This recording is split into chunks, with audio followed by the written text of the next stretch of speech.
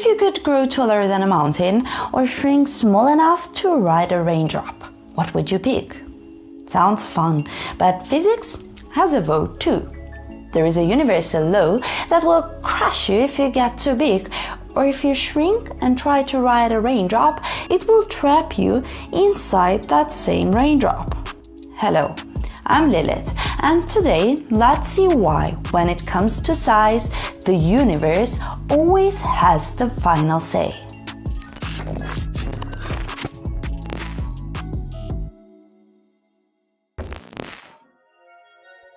So it's called the square-cube law, and it's the silent force controlling every step, leap, and heartbeat in the universe. In essence, when something gets bigger, its surface and the volume don't grow at the same pace. Picture a cube. With sides of 1, it has surface area of 6 and volume of just 1. Now double the sides to 2, and suddenly the surface jumps to 24, and volume explodes to 8. Make the sides 3, and the surface is 54, while the volume rockets all the way up to 27. In other words, the surface only keeps up by the square, but volume races ahead by the cube. Hence, the square-cube law. Galileo Galilei was the first to describe the principle behind the square-cube law. Yet, long before him, humans had sensed its effects by watching nature, learning to navigate its challenges through countless successes and failures. This imbalance isn't just numbers on a page. It's why ants can lift 50 times their weight. It's like carrying a minivan under your arm, while if you blow it up to human size, it would collapse under its own mass. You see, evolution is a very careful crafter. An insect's exoskeleton is perfect at its scale. Make it bigger, and every system, circulation, respiration, and support collapses. The same with us humans. The average NBA player's height is around 2 meters. They are fast, strong, and precise. At first glance, the taller people are, the better they perform on the court. But the square-cube law says no. This is Robert Wadlow, the tallest man ever recorded. At a height of 2 meters 72 centimeters, not only could he not play basketball, he couldn't even walk without the help of special braces on his legs. This put a heavy strain on him, and at just 22 years old, an infected blister from those braces led to his death.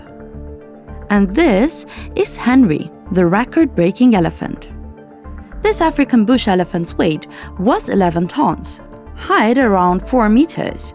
Now he's displayed at the Smithsonian Museum of Natural History. It was donated to the museum by Hungarian-born Joseph J. Fenikov, who shot Henry in Angola as a trophy. After a long chase, he shot the nearly 100-year-old elephant in the leg. Not only did he kill the animal for sport, but he took the life of the largest land animal to walk the earth in the past 10 to 12,000 years. A typical elephant weighs around 6 tons, with legs as thick as tree trunks. But if scaled from 3 to 6 meters, its weight wouldn't just double to 12 tons, like Henry's, it would scale up to 48. Mass grows with a cubic, but bone strength only with square.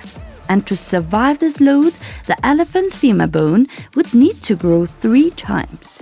That means a diameter of 55 to 60 centimeters, thicker than a grown man's torso.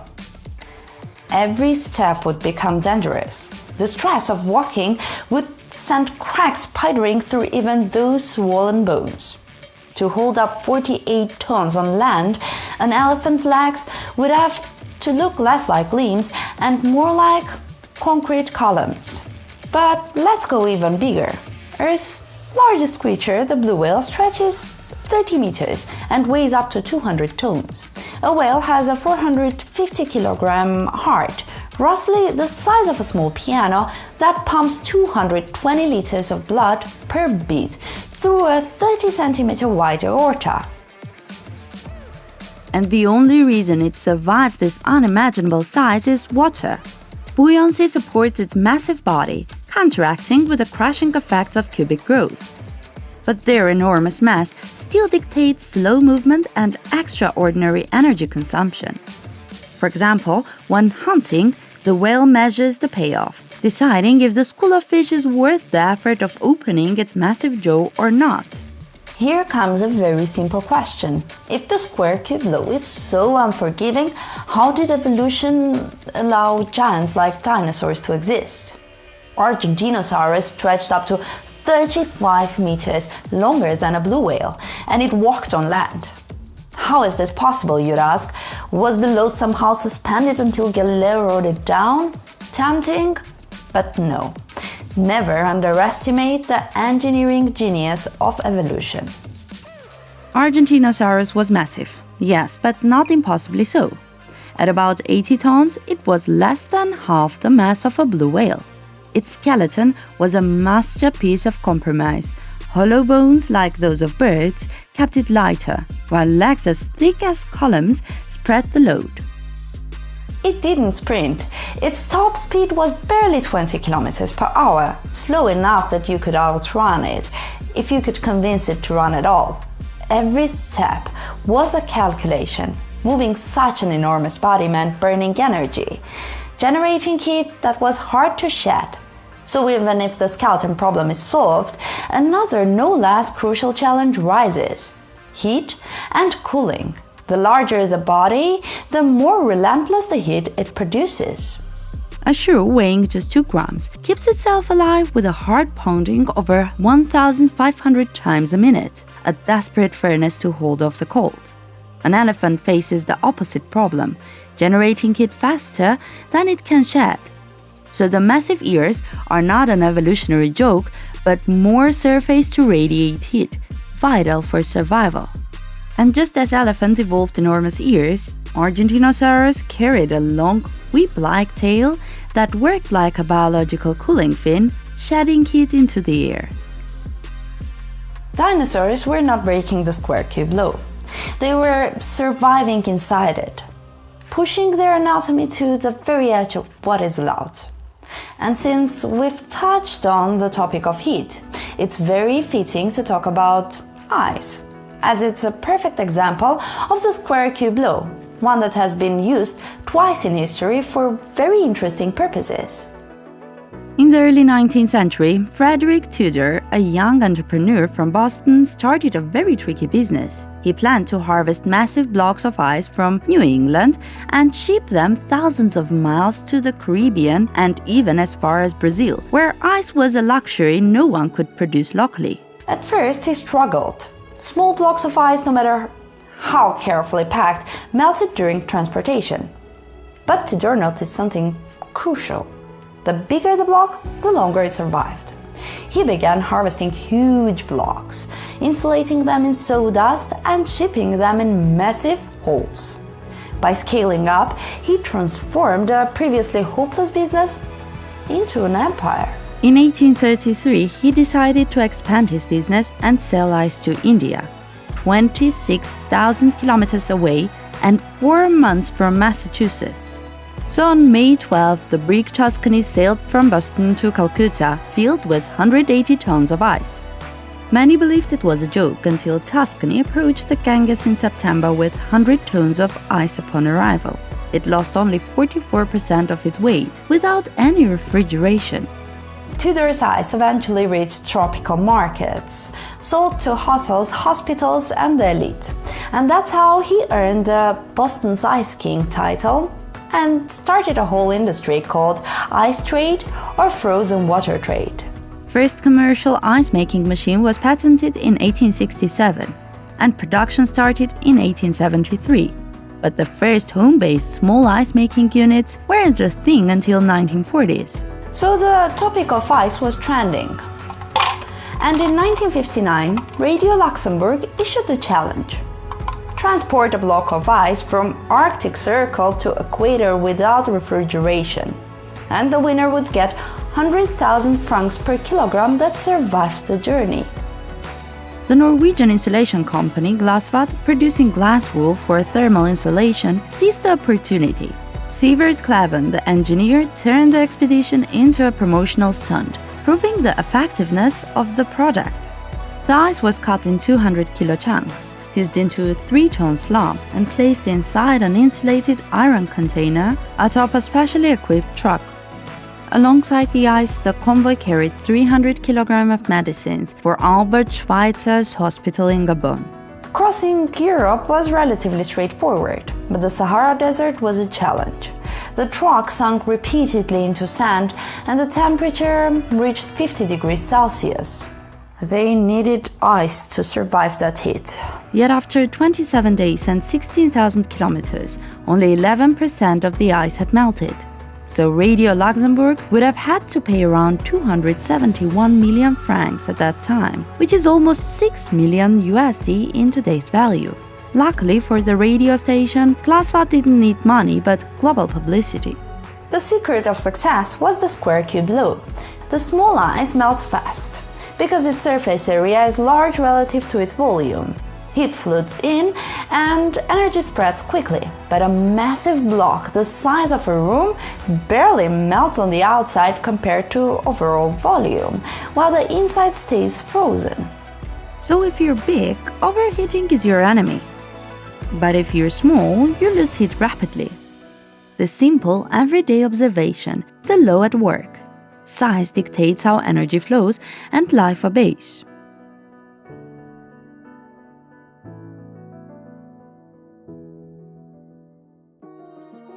Shrink yourself down and physics bends in your favor. Wait, before shrinking, you can just look at children. They fall every day from different heights but rarely break a bone. Try to mimic them and there will be consequences. Fleas launch 200 times their length. Fueled by wrestling, a protein springier than any trampoline we've engineered. If you borrowed that trick, you'd leap over the Statue of Liberty in a single bound. Click beetles flip upright with a 400G snap. The highest G-force a human has ever survived was 214, endured by an IndyCar driver, Candy Brack, in a 2003 crash at Texas Motor Speedway, where his car hit a fence at 350 km per hour.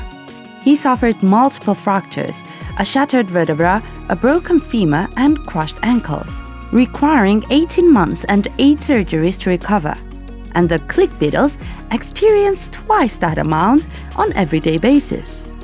Yeah, nature is very fascinating. Every creature has adapted to this unforgiving law. But when we look up to the skies, we see animals living right on the razor's edge, set by physics.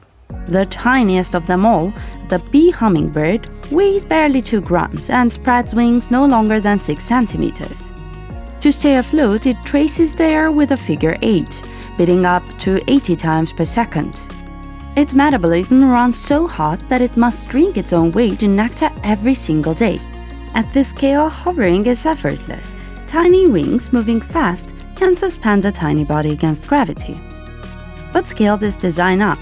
A sparrow, 10 times heavier at an average of 20 grams, carries wings about 20 centimeters long. It can still dart and twist with this, but continuous hovering like a hummingbird is already beyond reach. A pigeon, 300 grams, with wings nearly 70 centimeters across, beats just 5 to 7 times per second. Flapping bursts followed by gliding.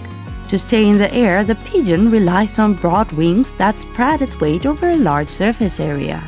The pattern is clear. As body size grows, weight cubes, while wing area only squares. To keep up, birds must grow disproportionately large wings. By the time we reach the mute swan, tipping the scales at 12 kilograms, the wings stretch an astonishing 2.4 meters across, more than 40 times the length of the hummingbird's wings. Its wing beat just once per second. Takeoff requires a watery runway, 30 to 40 meters of running before the air finally accepts it. And the same pattern works when humans try to mimic birds and engineer airplanes. The tiniest aircraft ever built, the Stitz DC-1 baby bird, weighed just 90 kilograms and spread its wings a mere 6.6 meters. At this scale, the square cube law is forgiving. The ratio of wing area to weight is generous, so lift comes easy. The air supports the plane like a gentle hand. Small wings, small mass, effortless flight. Step up, the Airbus A320, a standard passenger jet, weighs 78,000 kilograms at takeoff, with wings spanning 34 meters. Now the law starts to bite. Mass increases faster than wing area. Doubling wingspan quadruples area, but weight grows eightfold. The engines must supply brute force, the runway must be long, and lift can only be generated by moving fast through dense air. And the giants, the Antonov 225, the heaviest aircraft ever flown, 640,000 kilograms, the size of a football field, and wings stretching 88 meters. Here, the square cube law dominates every design choice. The wings are massive to produce enough lift, but weight increases faster than area. Only 6 roaring engines, precise aerodynamics, and reinforced structures prevent collapse under its own mass. But let's go bigger. The Saturn V rocket, towering 110 meters, lifted 2,950 tons into space, propelled by 34 million newtons of thrust. Its 3.4 million-liter fuel tanks were engineered to carry the huge mass dictated by the square cube law. Yet even a tiny flaw could be catastrophic. The 1986 Challenger disaster, triggered by a 1 centimeter O-ring failure, showed how microscopic weaknesses are amplified when mass and forces scale cubically. If life dances with geometry, human engineering duels with it. The square cube law dictates whether our bridges stand, our planes fly, or our skyscrapers touch the sky. Every bolt, every beam, every design choice must be consistent with the harsh conditions of the square cube law. The Eiffel Tower, soaring 324 meters, stands through precision. Its 10,000 tons pressed down with cubic force, yet its latticed iron frame and 1.5 million bolts balance square strength against gravity's pull. Without this design, it would collapse like a brittle twig. The Icon of the Seas, 365 meters long, carries thousands across oceans. Its steel hull engineered to counter stress amplification. The Titanic's 269-meter frame, in contrast, sank in 1912 when small breaches totaling just tiny 1.1 square meters of damage overwhelmed its vast volume.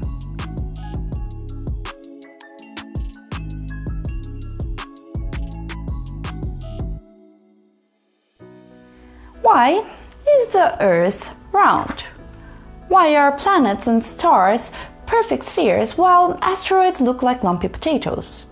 The answer lies in gravity, the universe's relentless sculptor, turning massive objects into cosmic orbs. But the square cube law has something to do with this shape. As a celestial body's volume increases cubically with its radius, its mass grows much faster than its surface area. A larger mass generates a stronger gravitational pull. For large celestial bodies, the immense gravitational force overcomes the material strengths of their composition. After reaching the threshold, which varies by the body's material, it deforms and flows into a shape that balances gravity and internal pressure, a sphere. This state, called hydrostatic equilibrium, is the reason planets, stars, and black holes are round. A sphere minimizes surface area relative to volume, providing the most stable shape under uniform gravitational forces. So in a way, sphere is nature's cheat code to fight and balance the square cube law. The same happens when a drop of water curls into a sphere. Its surface tension mimics gravity on a tiny scale. And speaking of drops, consider Prince Rupert's drop, a glass tear formed when molten glass cools rapidly in water. Its bulbous end is incredibly strong, held together by compressive forces locked into a surface. But snap its delicate tail and the whole structure shatters in an instant. It's not the gravity shaping a sphere here, but it shows another way nature hides strength in simple shapes and invisible forces. So whether it ends lifting loads, elephants testing the limits of bone and muscle, ice blocks surviving impossible journeys, or rockets steering from Earth, every story has the same quiet author, the square cube law. It's the geometry of nature written into every muscle, feather, and fire. It decides how strong a bone must be, how wide a wing must stretch, how much heat a body can shed, and even how far human engineering can push steel and stone. Try to push boundaries and it fires back. In the end, size isn't a matter of imagination, it's negotiation with physics. And the square cube law always has the final word. Thank you for your time. See you in the next video.